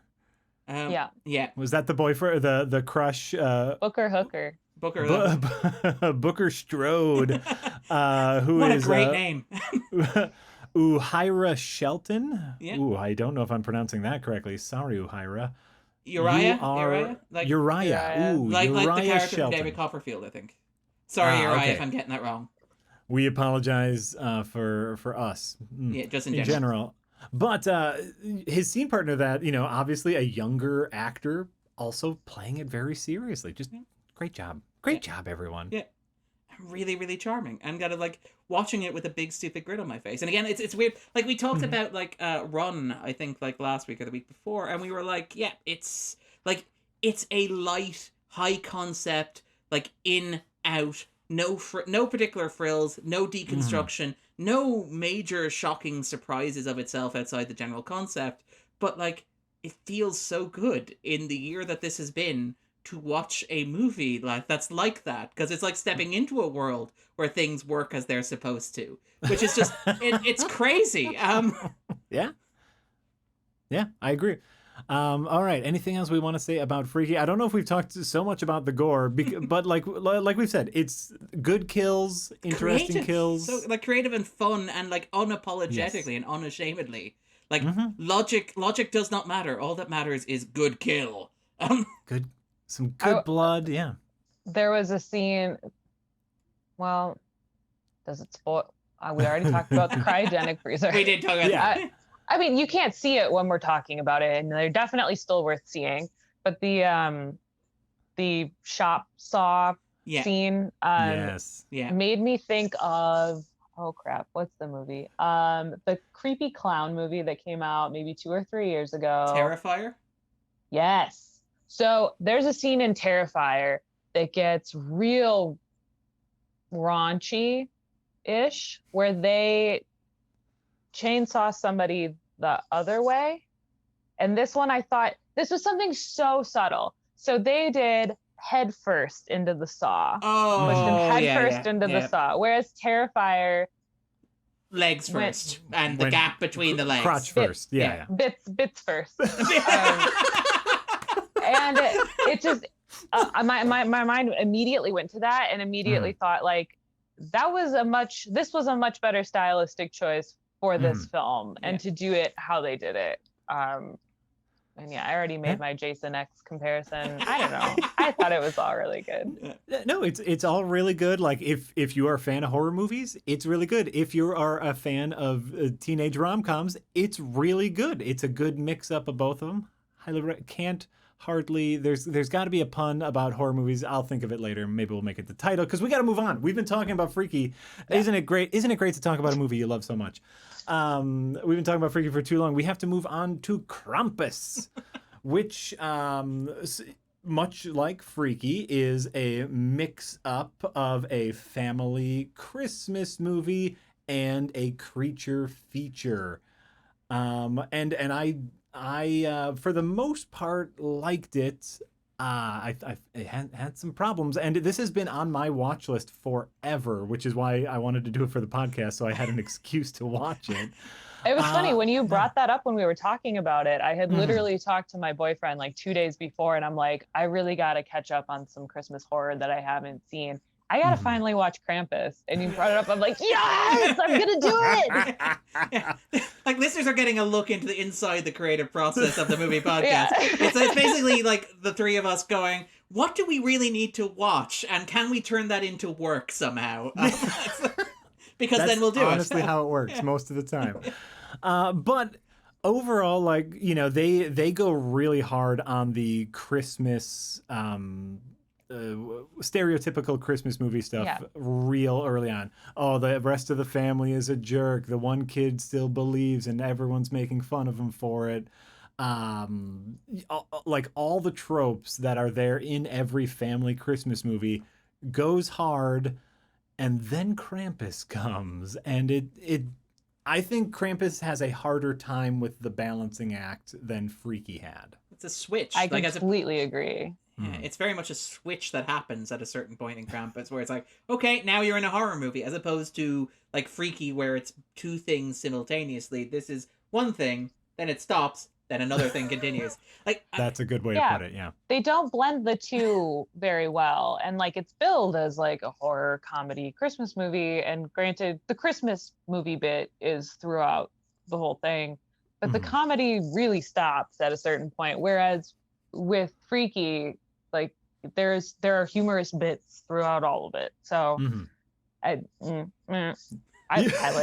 liked Freaky more, if you couldn't tell. Yeah. like, I mean, I liked Krampus. I think my big issue with Krampus was the fact that it often felt like it was trying to do a bunch of stuff that it felt obligated to do. So, like, the basic premise of the movie, and in case, like, I don't think this is a spoiler because it's a movie called Krampus, and we told you it's a Christmas horror movie, is that a little boy stops believing in Christmas, so a demonic Santa from ancient folklore shows up and starts brutally murdering his family and friends. Possibly. We'll talk about the ending in a little bit later on. But, like, there's a moment in it early on which makes absolutely no sense outside of this is what we're expected to do, where it's revealed that like Max has lost faith in his family and his family being together for Christmas, and he's summoned the demon, and the demon has come to attack the family, but also apparently the entire neighborhood. Like a blizzard sweeps Mhm. through, and like at one point, not a UPS driver, the other company, DHL. DHL, yeah, not the other Yeah. guys. I think is how the guys in brown. The DHL driver gets brutally murdered. The neighbors get brutally murdered, and it's like, how does this relate to a theme of a Christmas horror where you're punishing somebody naughty and nice? Because I don't know any of these characters. I don't know why the DHL character was naughty or nice or had to die. Or the snowplow guy, right? Yeah, outside of the fact that like this is a horror movie and you need body count, and there's no way that you're going to hire David Yeah. Kitchener and kill him off this early in the movie. And there's a certain kind of like, even in terms of construction, Langdon is a much better filmmaker. This was directed by Michael Dougherty, who would go on to do Godzilla King of the Monsters, of which I am not a huge fan. And like, I think that his direction here is better, probably in large part because he's dealing with fewer elements. And so, like, when things get visually confusing, it's less of a problem because they're not all CGI giant monsters who look vaguely similar, clouded in grey screen and surrounded by smoke. But Mhm. that point aside, like, there's a lot of stuff in here where, like, Doherty seems to have, like, looked at a bunch of horror movies and said, I want to do that, but not looked at visual storytelling. There's a moment where two characters wander out into the snow, and something happens, and there's an attack, and they're running back to, like, the 4x4 to get home, and they do a gasp, and they all go, ah! And the camera then cuts to a shot of the 4x4 burning, and then it cuts back to them, and the camera does, like, a dolly pull out to reveal them standing in the snow with the burning 4x4, and it's like, no, the point of doing the slow pullback after you've shown their reaction is that the burning 4x4 is a surprise to us as an audience. You can't show us what they're reacting to and then do a reveal shot that also shows us what you literally just showed us had happened. That's not a surprise at all. Why is that camera movement there outside of the fact that you've watched a bunch of horror movies and know that it's there without necessarily understanding it? I feel like I'm being very mean on Michael Dougherty here. I apologize for that. But like, there's a lot of that. It should be known, Trick or Treat is a fantastic Halloween favorite. He was a writer on that. Yeah, and director. And I mean, like, it is basically competent. It does a lot of what it sets out to do. But there is a lumpy. No, I mean, come on, like.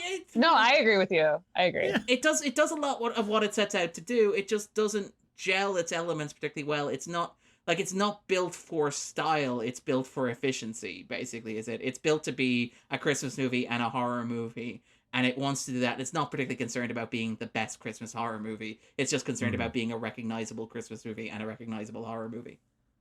It has a lot of threads that are like not convincingly woven together at all. Yeah. And just like a lot of issues. So like one of the biggest things that stood out to me is the CG gingerbread guys, where like it started to go in this camp direction for me, which is fine. And like a campy Christmas horror movie, okay, if you do it, you have to fully commit to it, and it has to be like, I have to laugh at it. I have to find it so bad that it's funny.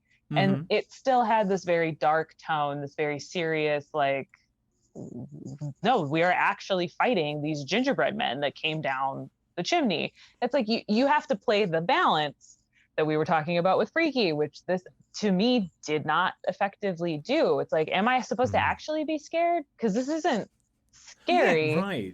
You can't have, you know, they have these creepy gingerbread, or not creepy, they have gingerbread men who are murderous, but then they also have like Krampus's version of elves, which are something right out of an old-timey like chalk drawing of horrible like demonic creatures, and they both exist next to each other, and it does not work. You have toys that are genuinely creepy. Yeah. Yes. With teeth and mouths. And I won't get too deep into it, but you have like Krampus's toys, which are genuinely creepy. Your Predator in the box. Yeah. Yes.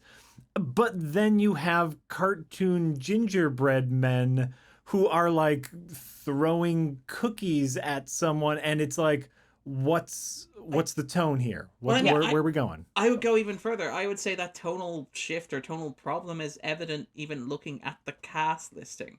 Because this is a cast listing that includes like David Kushner, who is very good at doing hokey B-movie stuff. Obviously, Anchorman is his most famous role, but even things like doing Snakes on a Plane, I think he's in that, and he's like, that's the right level of a David Kushner movie. But on the other hand, he's co-starring with Toni freaking Collette, and Toni Collette, Oscar, you know, like Hereditary is like Toni Collette in a horror movie. And I know Collette can do funny, but when Collette does funny, it's like Muriel at the Wedding. It's not ha-ha funny. It's like, this is really uncomfortable funny.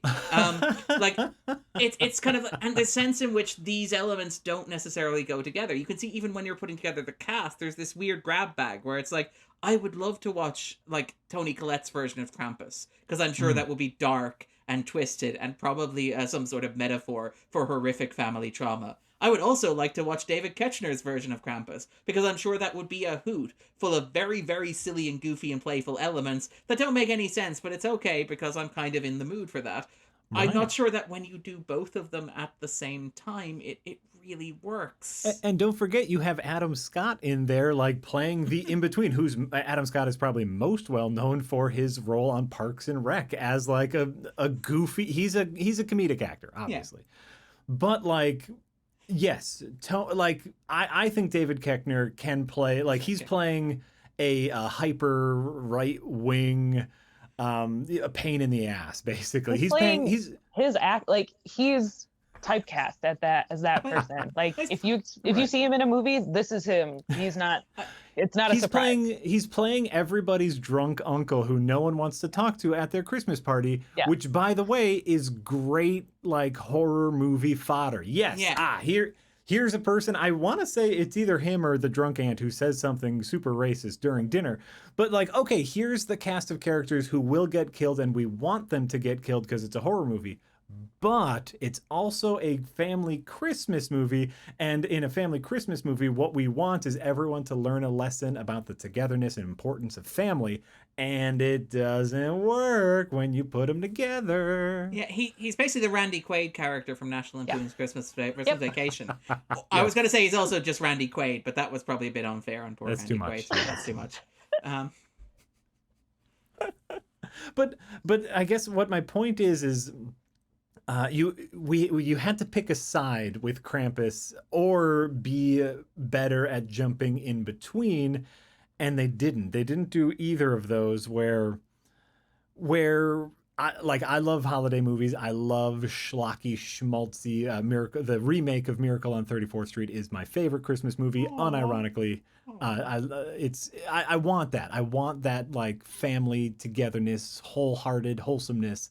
But I also want a horror movie where an evil Santa Claus rips people up with demonic toys.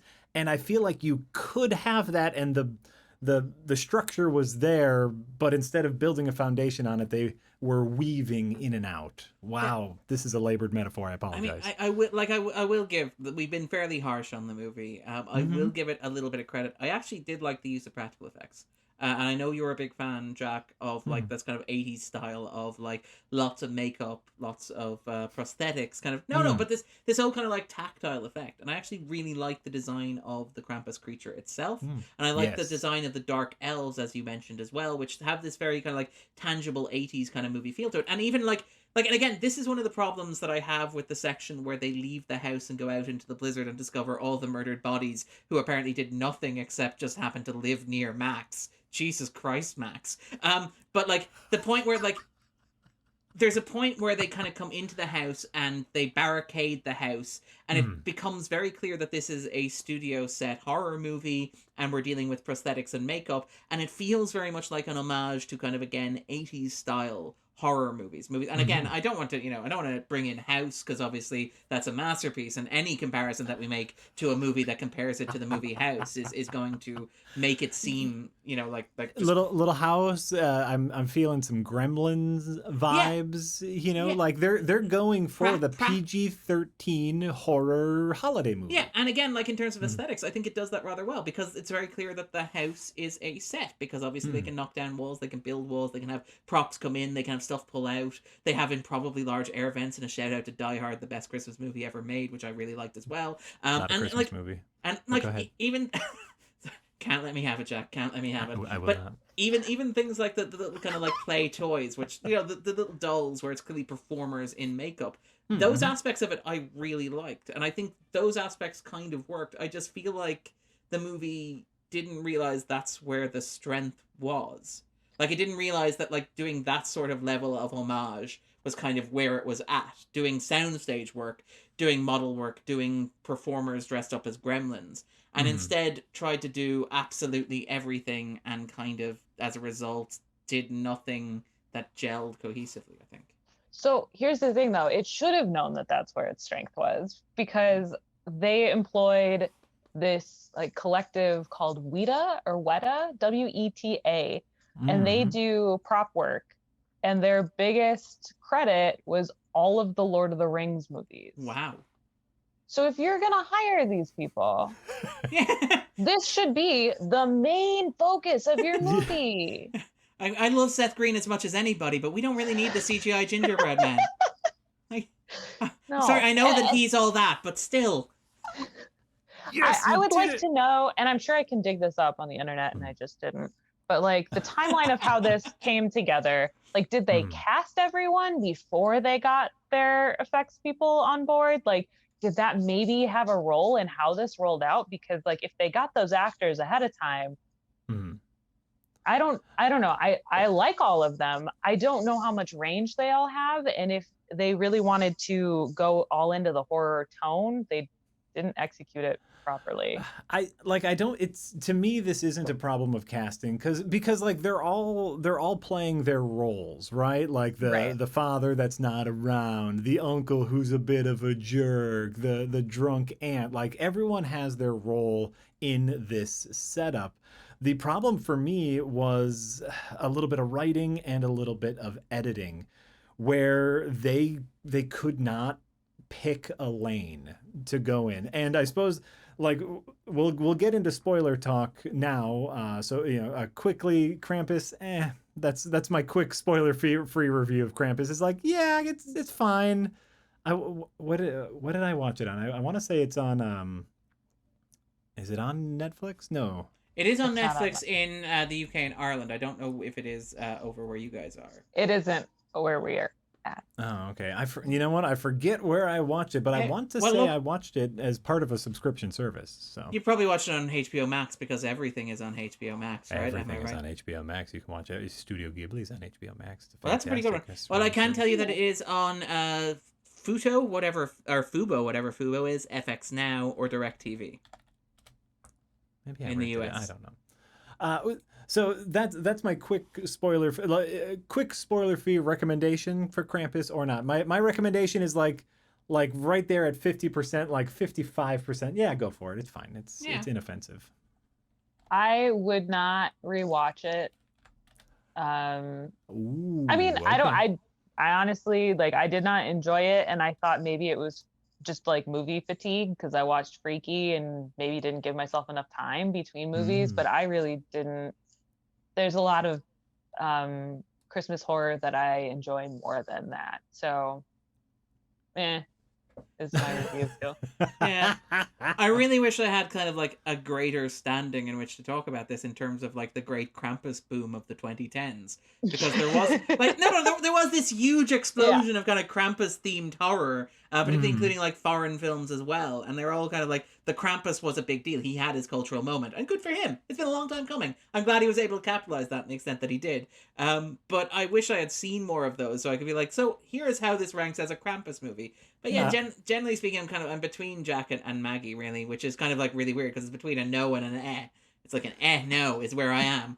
But no, I mean, I think if you're in the right mood, if you're looking for something that is very light and very loosely seasonal, but I think Maggie's entirely right. There are better Christmas horror movies to go for. And actually, it's probably worth, we'll save it for the end. I was going to say we might recommend at the end, perhaps, Christmas horror movies if people want something instead. There we go. So like now we're going to go into full spoiler territory. We're going to spoil the end of Krampus. We're going to talk about the end of Freaky as part of that. If you don't want to hear any of that, click away now. Thanks for watching. The ending of Krampus is to me emblematic of its overall tonal problems, which is it didn't necessarily pick a lane. And here's where I think Freaky landed, it like stuck the landing, if you will, because Freaky found the common ground between the horror movie where you want the final girl to win in the end and the teen coming of age rom-com where you also want the girl to feel confident in her own person at the end. They found it, right? Like, I'm confident I can use my inner strength and kill the murderer. Aha, beautiful culmination of the two threads. Whereas Krampus's two threads are family Christmas movie and horror creature feature, and they were jumping back and forth. Is this going to have a sappy Christmas ending where Max appeals to Krampus and is very selfless about saving everyone else? Or is this going to be a creature feature ending where the creature kills everyone in the end and we're kind of left on a downer, and it decides to play hopscotch. Oh, it's this. Oh, no, it's this. Oh, no, it's this. Oh, wait, it was all a dream. Oh, wait, it wasn't. Bullshit. The ending was complete bullshit. And it really ruined the entire movie for me. Like, I was ready to be like, yeah, this is an all right movie, but then the ending was complete bullshit and I hate it. I kind of like, well, I will say I really like the moment where Max does his, take me instead, kind of like Christmas moment, and the monster and its henchmen respond by laughing in his face, which I kind of like that moment. And like the problem with the ending is I'm wondering now, like, what about like the DHL delivery man? Is he now stuck in that snow globe as well? What about their Right? neighbors? Are they in their own separate snow globe? Can you visit Mm-hmm. them from each other? I like what's going on here? Or like I kind of like part of me wonders, is it now if you drive to their household, is there just like this little crater of earth that's completely missing? Is it just like scooped up and now in a snow globe? And it's like, I know I shouldn't be thinking about this because it's a metaphorical ending about, oh, the irony, how terrible it is to be trapped at Christmas all the time. But, like, I kind of do. Where it feels like it's trying to have its cake and eat it, as you Yeah. described it. Which is a shame, because, like, I really, like, the intro, like, the opening sequence, the opening credit sequence, which are, like, Black Friday, Christmas shopping.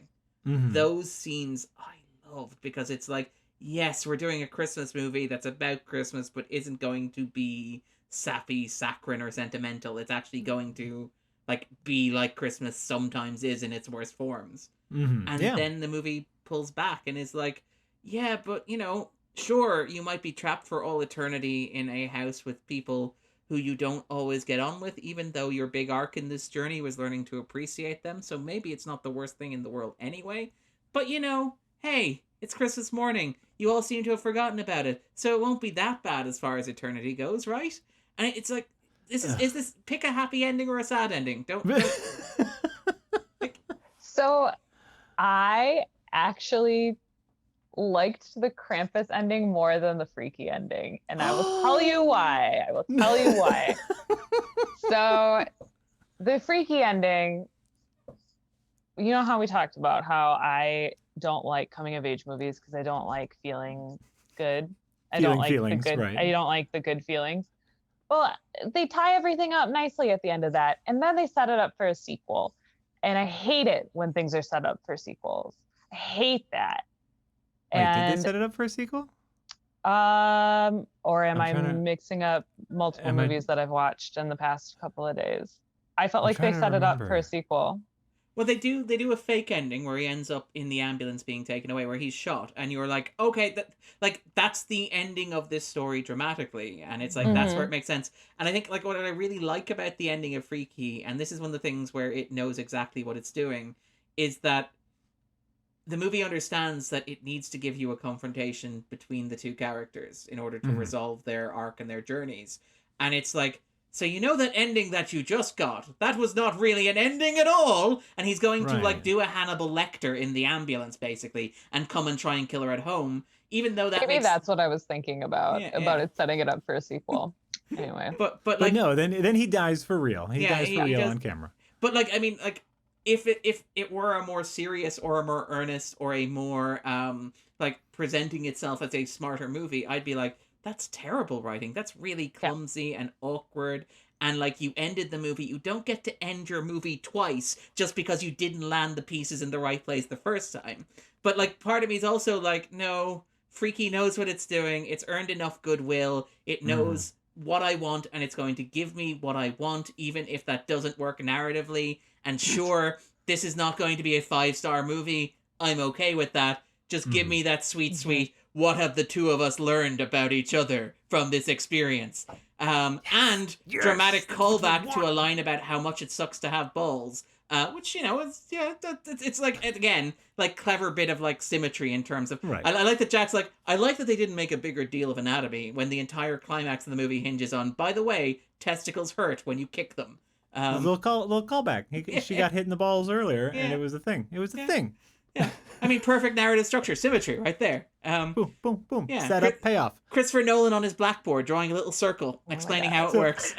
So anyway, Maggie, sorry. You did No, not like the okay. ending of Freaky. You I did like didn't the ending because of it was too feelings, too lessons learned. But but the things that I liked about Krampus, like, okay, there's basically two things I liked. Well, three things I liked about Krampus. I liked the creatures that we talked about. I liked the little animation segment in the middle where we get the lore, we get the backstory of everything. And I liked the ending because it legitimately surprised me. I actually did not know. At first I was upset because I was like, oh shit, you're going to play this dream bullshit, aren't you? Yeah. You're going to pull this shit right here. And then I was getting angry. And then they're like, no. It's a little different. And what I liked is that it was pretty ambiguous. Like you didn't have full answers as to like, where's the DHL guy? Like how does this, is there a hole in the ground? And I mean, for everything that they didn't do well, I thought it did tie up the story of none of you guys want to be around each other. Well, guess what? Now you're all in hell. Now you're all in hell with each other. But I think my problem with that though is that like it's what Jack mentioned, which is that all of the characters have gone through arcs where they don't hate being together anymore. So like you have David Kushner's character like literally turning to Adam Scott and saying, "I'm sorry, I always thought you were a bit of a pussy." And it's they did that way too early. Way too early in the movie. But, way too early. I mean, arguably they should have done it and maybe undercut it, because then being trapped with him would be a nightmare. But it's like, no, you're now trapped spending eternity with your formerly conservative but now woke and kind of friendly uncle. And sure, it'll be a little awkward having conversations every once in a while, but you know that he's capable of trying, so is it really that bad? Like, yeah, to me it's like what's the point? What is the thing you are trying to say with Krampus? I agree that I love the intro sequence, that like the slow motion chaos of Black Friday Christmas shopping, like the rabid consumerism that has overtaken Christmas. Love it. I am there for that 100%, but that sets up your theme. Yeah. Right? Like everyone has lost their Christmas spirit, so Krampus is going to come and murder y'all. And I love that. Well, either Krampus is going to come and murder y'all, or you're going to learn the true meaning of Christmas. One of those two things, you don't do both simultaneously. You don't learn the true meaning of Christmas as Krampus murders you. I know this is my problem. Not, though?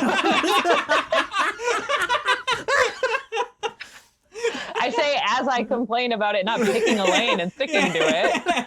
I love that. Like, I love that in the non-spoiler zone, Maggie was the harshest on it, and now we're talking about the ending. Maggie's like, "No, we are not giving Krampus enough credit." By the way, I should single out. Actually, Maggie's right. The stop-motion flashback sequence with the grandmother is beautiful. Is really fun. Beautiful. It's really fun.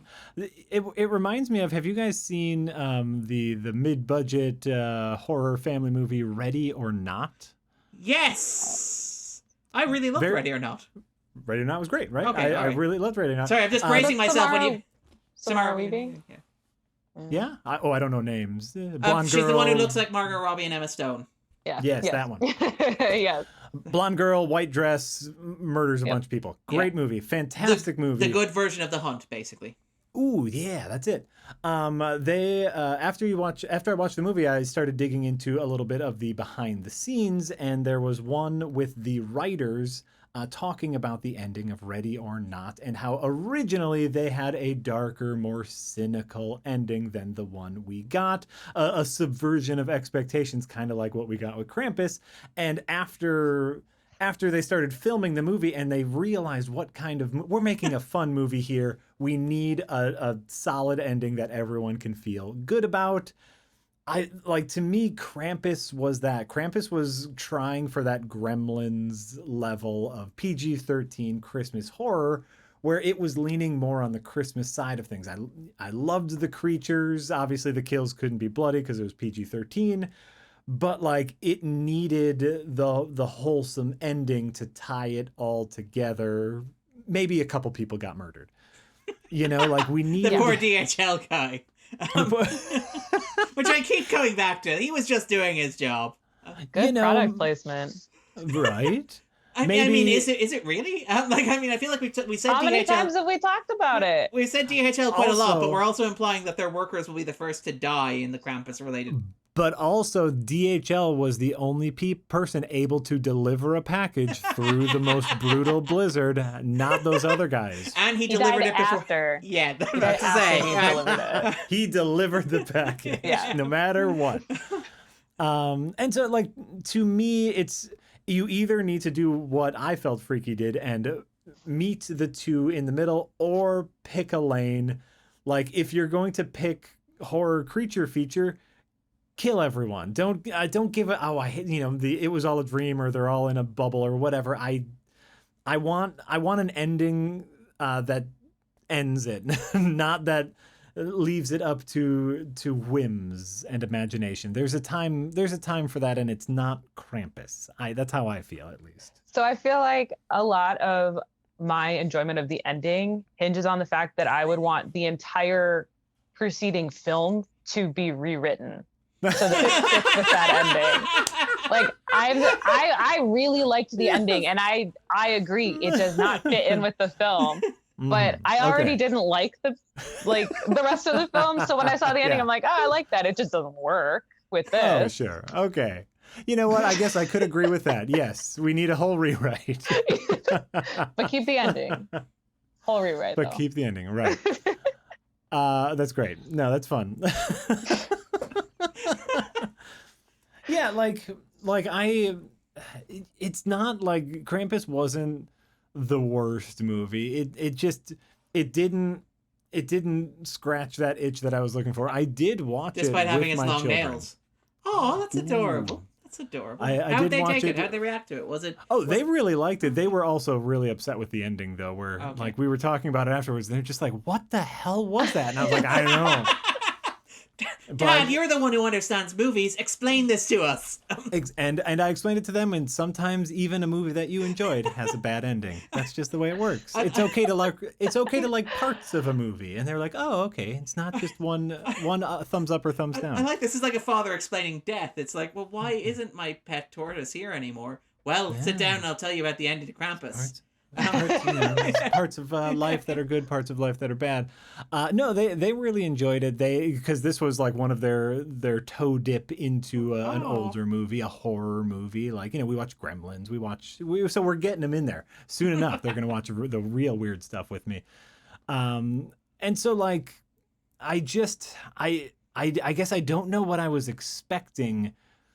But like the gingerbread men weren't what I was expecting. The ending wasn't what I was expecting. I'm okay with Adam Scott and David Koechner being comedy in this weird horror Christmas movie, but it didn't stick the landing.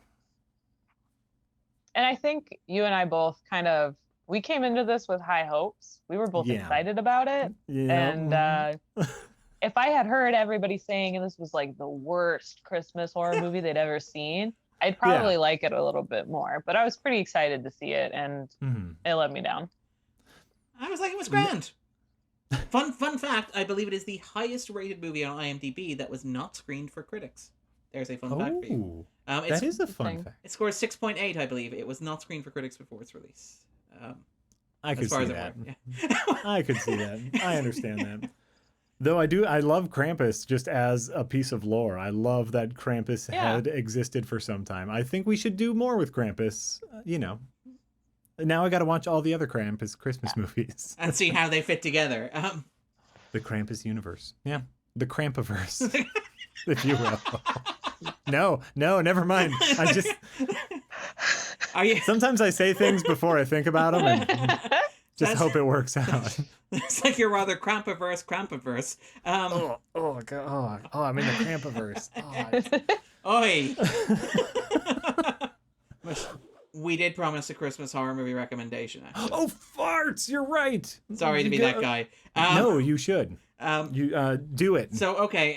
Well, to give Maggie and Jack a chance to think, this is an argument that I only saw recently and have immediately fallen in love with. We are living in a world where Christmas entertainment is absolutely everywhere. Where we discuss is XYZ is Iron Man 3 a Christmas movie? Is Batman Returns a Christmas movie? Is Die Hard a Christmas movie? Yes, it is. But I think we do not have enough Hanukkah movies. So I'm going to take a swing and a hit. I'm going to support, I think, Rachel Harris, who made the argument that Black Swan is a Hanukkah horror movie, in that it is a movie that unfolds in early December, is a movie about a very pushy woman who pushes her daughter to perform at dance school even though she doesn't want to. Its cast is predominantly Jewish. It's directed by a Jewish director. It's set and it's shot in shades of grey, which are associated with the holiday. I think, that's what I'm going with. Black Swan, Hanukkah horror. So, Jack, what's your Christmas horror recommendation? I think you got to go with the classic. That I got two here, which is Gremlins. I think Gremlins is the all-time. It hits all of those notes as far as a Christmas movie is supposed to, about learning a lesson through creatures murdering people. And so like I think we got to go there, and I'm gonna say, and I forget if I've seen Silent Night, Deadly Night 1 or Silent Night, Deadly Night 2. Silenter Night, Deadlier Night. Silent Night. I forget which one I saw. I want to say it's Silent Night, Deadly Night 2, but both I have seen.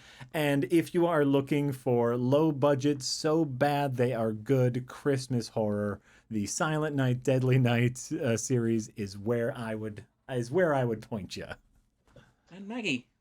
So I'm gonna say two. One is Better Watch Out. It's on Shudder. I think it's a Shudder original.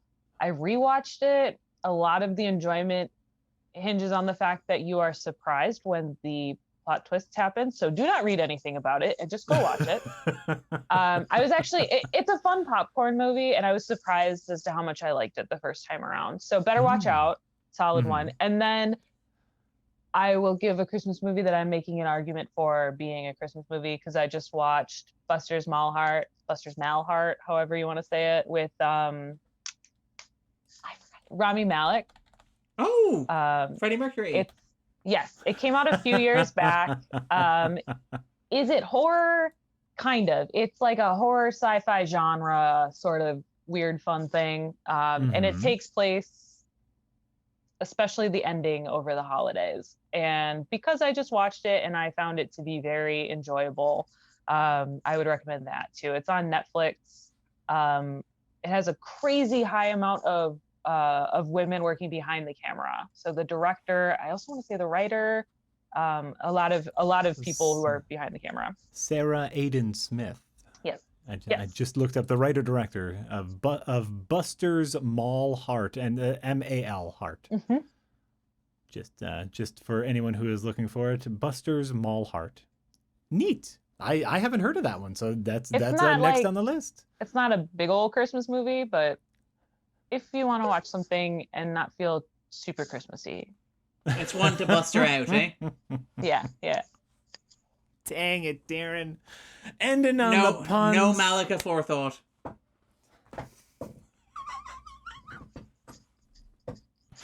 Just to put this out there, by the way, as I'm just like quickly scrolling through Sarah Aiden Smith's IMDb, she also directed a movie called Holidays.